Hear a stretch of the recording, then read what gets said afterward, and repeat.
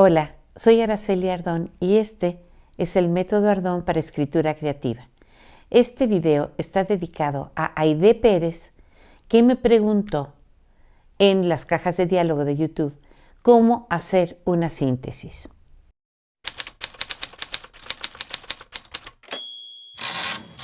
Hoy les quiero hablar de la síntesis. Es un proceso lógico, racional y cognoscitivo del pensamiento consciente. La síntesis resulta de reunir diferentes elementos que estaban dispersos o separados y darles un orden, una organización y una relación lógica. Si sabemos hacer una síntesis, podremos mejorar el proceso de consolidación de la memoria, que es el que permite que se fijen en la mente, en la memoria, las partes de la información que hemos leído o que hemos aprendido. Y de esta forma nosotros podemos adquirir conocimientos para verterlos en un examen, en una entrevista de empleo, en un cuestionario relativo a nuestra área de experiencia e incluso en una conferencia que demos frente a un público. Cuando una persona es capaz de realizar síntesis a partir de información compleja, podrá activar otras áreas de su mente vinculadas con la creatividad. Un ser humano creativo se podrá desarrollar con mayor plenitud empleando sus habilidades de relación con los demás, de relación con el entorno que le rodea y de expresión de sus ideas. Hay un método de la lógica para analizar o descubrir la realidad y tiene 3 elementos: la tesis, la antítesis y la síntesis, y forman una tríada. Vamos a hablar de las partes de ese proceso. La tesis es la afirmación para el desarrollo del conocimiento. Es una propuesta basada en datos y resultados de experimentos o de investigación. Y también se le llama espíritu subjetivo. Allí echamos a andar, digamos, el espíritu subjetivo porque nosotros proponemos desde la subjetividad esa tesis. La antítesis es una crítica o contradicción de la tesis y se le llama el espíritu objetivo. Tratamos de ver las cosas con mayor objetividad y de analizar nuestra propia tesis. Y la síntesis se genera gracias a la crítica de la antítesis, es el espíritu absoluto. Para la escritura creativa es preciso realizar síntesis a partir de la información que tengamos a la mano para poder usarla dentro de la trama, del argumento de nuestros textos, sean novelas o sean cuentos.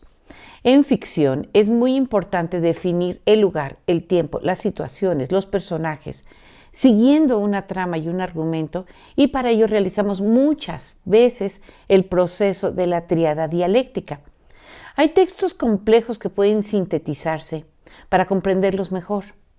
Se pueden así subrayar los elementos más importantes, anotar esas palabras y realizar con ellos, sean palabras o sean frases muy cortas, un esquema que permita capturar en nuestra memoria las partes del texto y con ello activar o detonar otros elementos o piezas de información que deseamos usar en nuestro texto, sea un ensayo o sea un tipo de ficción. Las obras literarias se parecen a los árboles. Tienen raíces, tienen tronco, tienen ramas y de ellas penden hojas. Los troncos son la columna vertebral del texto. Las ramas surgen del tronco y dan origen a varios temas fundamentales. Y podemos, irnos por las ramas y regresar al tronco. Y estas ramas son temas fundamentales para los distintos capítulos que va a tener nuestro texto. Los párrafos serían las hojas, forman el follaje, pero no son de importancia estructural como el tronco. ¿Cómo hacer la síntesis de una novela? Por ejemplo, vamos a usar una novela que seguramente ustedes ya leyeron o supieron bastante sobre ella, que es 100 años de soledad, escrita por el Nobel colombiano Gabriel García Márquez. 100 años de soledad está dividida en 4 etapas.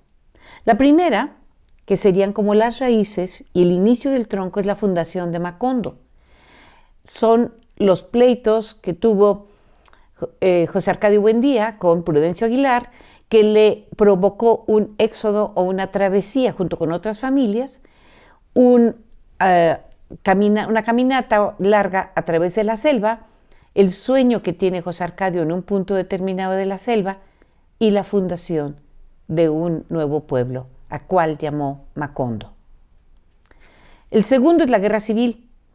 Es el papel de José Aureliano Buendía, el coronel, contra los conservadores. Al final de 32 batallas, las cuales pierde todas por completo, él se retira a Macondo, regresa a casa y dedica su ancianidad a la producción de orfebrería, particularmente de unos pescaditos de oro. El tercero es la fiebre bananera. Aquí se habla de una especie de revolución industrial o de modernidad en la época de Macondo, donde entran ya el telégrafo, el cine, la electricidad. Y también hay una presencia de la naturaleza en forma de lluvia. Durante varios años llueve en Macondo. Y también aquí se desarrollan en esta etapa amores y desamores de los personajes. Y la cuarta etapa es el final de Macondo, en que es arrasado por un huracán y se cumple una profecía en el hijo recién nacido de Amaranta Úrsula. En un texto largo, encontrar las partes fundamentales que lo componen como columnas que sostienen la arquitectura de la prosa nos permitiría hacer una mejor síntesis. Entonces podemos ir de la tesis a la antítesis, a la síntesis y viceversa, y entonces estar jugando con estos elementos, haciendo un diagrama de acuerdo con tus propios esquemas mentales para capturar en la memoria los elementos que requieres para enfrentar después un examen, sea oral, escrito, una entrevista, un cuestionario o dar una conferencia. Si te gustó este video, por favor, dale like, compártelo y suscríbete a mi canal. Muchas gracias y hasta la próxima.